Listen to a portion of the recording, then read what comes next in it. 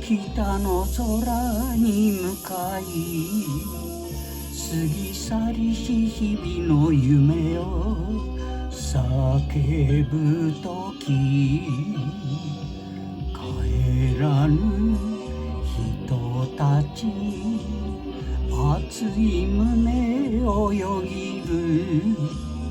せめて今日から一人きり旅に出る。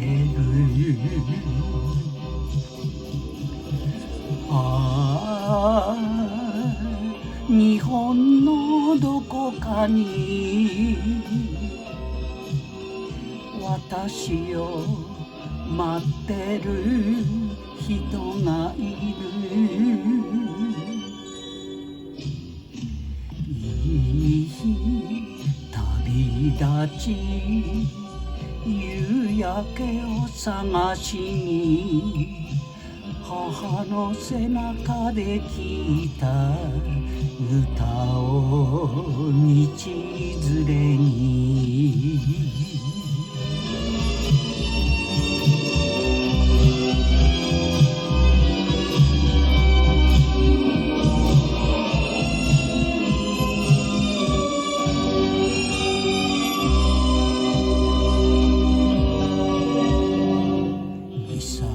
岬の外れに少年は魚釣り、青いすすきの小道を帰るのか。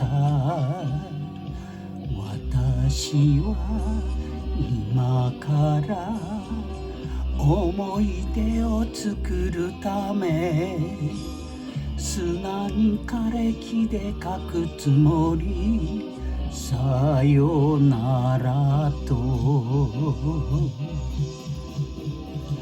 ああ、日本のどこかに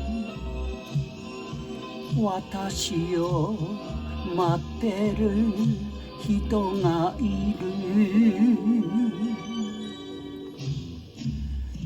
いい旅立ち羊雲を探しに父が教えてくれた歌を道連れに。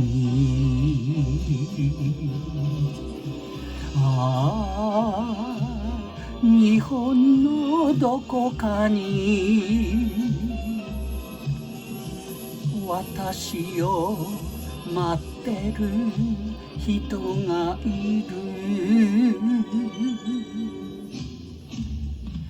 いい旅立ち幸せを探しに子供の頃に歌った歌を道連れに。